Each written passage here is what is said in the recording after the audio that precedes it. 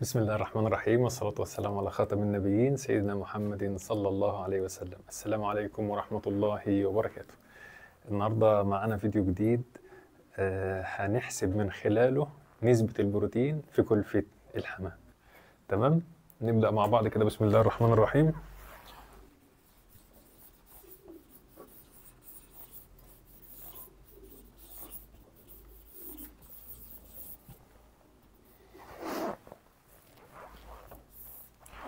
أول حاجة، إيه هي أنواع الحبوب اللي ممكن نستعملها في كلفة الحمام؟ طيب مع بعض كده. بسم الله الرحمن الرحيم. أول حاجة كده الكل بيستعملها العويجة، تمام، وذرة صفر وفول حمام، تمام. دولت أكتر 3 حاجات، ومعاهم القمح اللي هو الغلة يعني.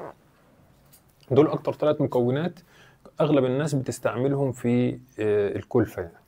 طيب إحنا عايزين بقى نحط بقى بقية الحبوب اللي إحنا ممكن نستعملها. في واحد ممكن يحط مكون كمان زي مثلا البسلة، تمام.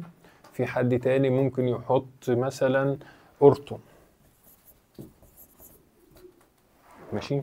طيب في بقى غيره، يعني نعمل بقى الحبوب كلها. في حمص، تمام، في عدس، في مثلا لوبيا، انا بحط لوبيا عامه يعني، في شعير نبوي، وفي رز شعيل. كده تقريبا يعني اغلب انواع الحبوب اللي احنا بنستعملها في كلفة الحمام.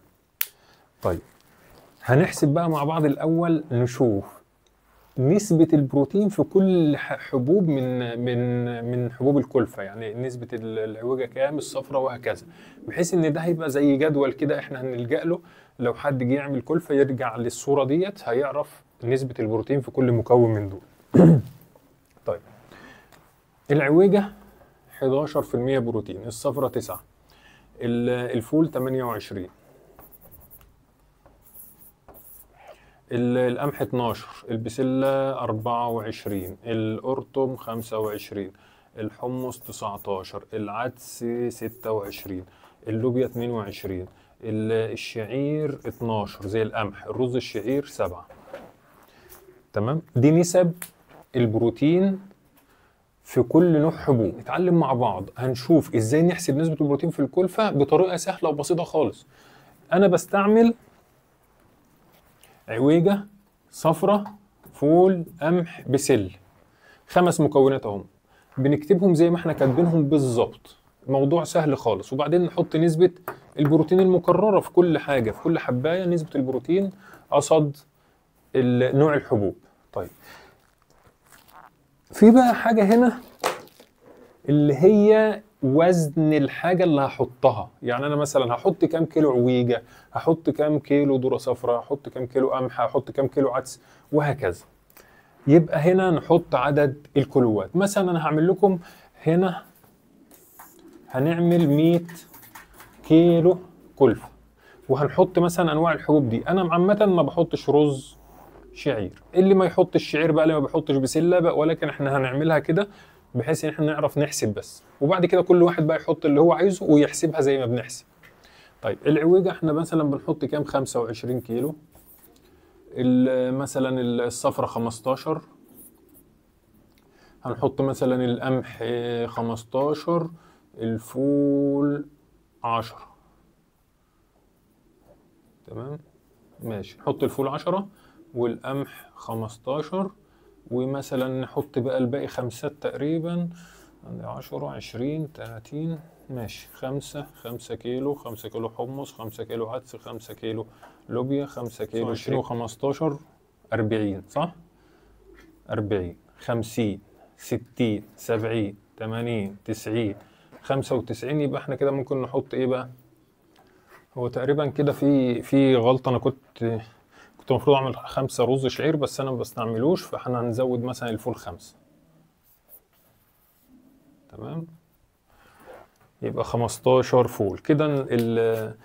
عدد الكيلوات اللي احنا نعمله 100 كيلو كلفة، 100 كيلو، تمام. 100 كيلو كلفة وكل مكون في الكلفة محطوط نسبة البروتين قباله. دي في ورقة عادية خالص بالقلم تقدر تعملها وانت قاعد كده بالآلة الحاسبة. طيب احنا نبدأ مع بعض بقى نحسب حاصل ضرب ده. هنضرب الكيلو، هنضربه في نسبة البروتين بتاعت كل نوع. يعني مثلا هنضرب ال 25 في 11، 25 في 11 ب 275. تمام؟ طيب ال 15 صفرة في 9 ب 135.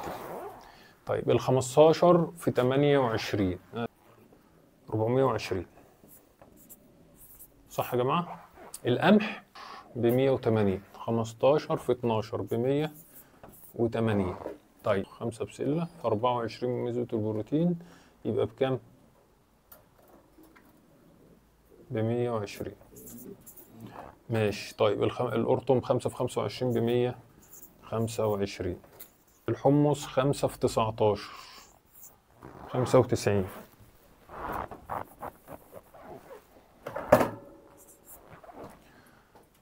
خمسة في 20 ب100. ماشي. طيب العدس ب130. 5 في 26. اللوبيا 5 في 22 110. طيب الخمسة في 12 ب60. كده احنا ايه عملنا؟ حاصل ضرب عدد الكيلوات في نسبة البروتين بتاعت كل مكون. يعني 5 كيلو عدس ضربناها في نسبة بروتين العدس اللي هي 26. 5 كيلو شعير في 12% بروتين اللي هي نسبة البروتين في الشعير. وده عدد الكيلوات اللي احنا حطيناه في كمية الكلفة المجملة. الأمر انتوا شايفينه كده شكله غشيم، لكن لما بدأناه مع بعض واحدة واحدة فالأمر بيبقى سهل يعني. طب احنا هنعمل ايه بعد كده بقى عشان نطلع النسبة المئوية بتاعت بروتين الكلفة؟ هنجمع النواتج دي، حصر الضرب ده كله هنجمعه نطلع المجموع النهائي ايه هنا، وبعدين اقول لكم هنعمل ايه. طيب كده الحسبة ديت هتبقى يا جماعة 1650.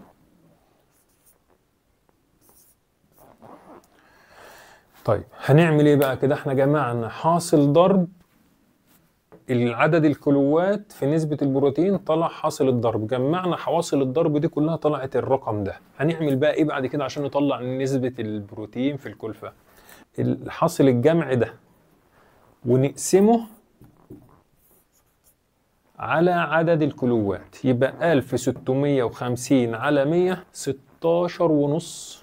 صح؟ اهو 16 ونص. 16 ونص دي نسبة البروتين. لما نشيل الصفر قبل الصفر يبقى 165 على 10 هنا، يبقى العلامة هتحط هنا كده.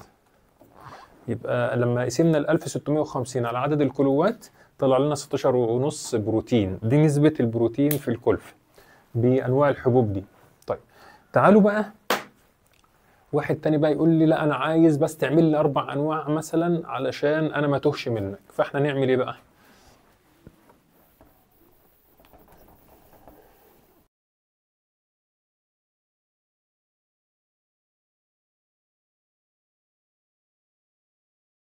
طيب عشان بقى نسهل الامر على نفسنا يعني هنعمل ايه؟ هنعمل الكلفه مكونه من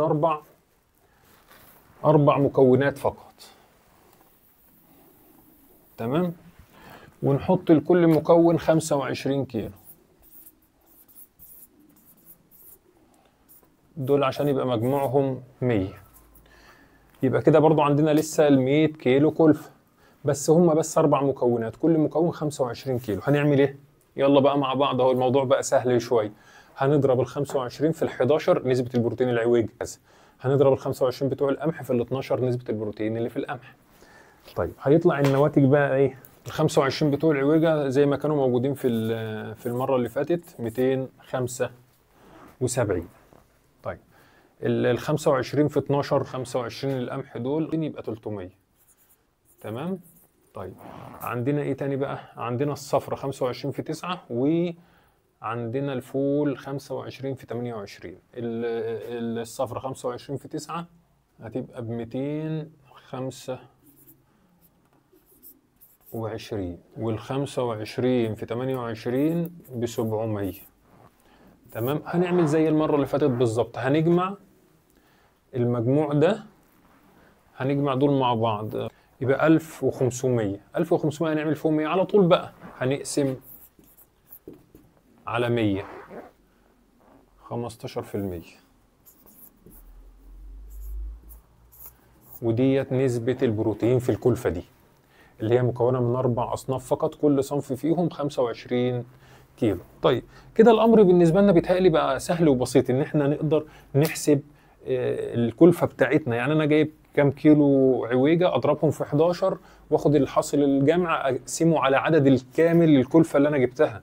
يعني تجميعة الكلفة اللي أنا جبتها مثلا 50 كيلو 100 كيلو، بس إحنا بنضرب على 100، بنقسم على 100 عشان يبقى الأمر سهل. اللي عايز يزود فوق ال 100 يزود، اللي عايز يقلل تحت ال 100 يقلل. بس هي ديت طريقة الحسبة البسيطة خالص اللي كل الناس تقدر تعملها في بيوتها عشان تقدر تحسب نسبة بروتين الكلفة. طيب في بقى حد يقول لي ايه، انا عايز احط علف. نحط، واحد يقول لي مثلا انا بضيف على كل 100 كيلو شكارة علف ولتكن 21%. يبقى هنعمل ايه بقى؟ نزود هنا مثلا 25 كيلو علف، تمام، في كام؟ في 21% بروتين. دي هتزيد على 120 تبقى كام؟ 100 على 100 تبقى 125. يبقى إجمالي عدد الكيلوات 125. طيب هنزود بقى، نضرب ال 25 في 21 بروتين تطلع 525. هنجمعهم على ال 1500 يطلعوا كام؟ 2025. ده حاصل الجمع النهائي بعد ما ضفنا شكارة علف.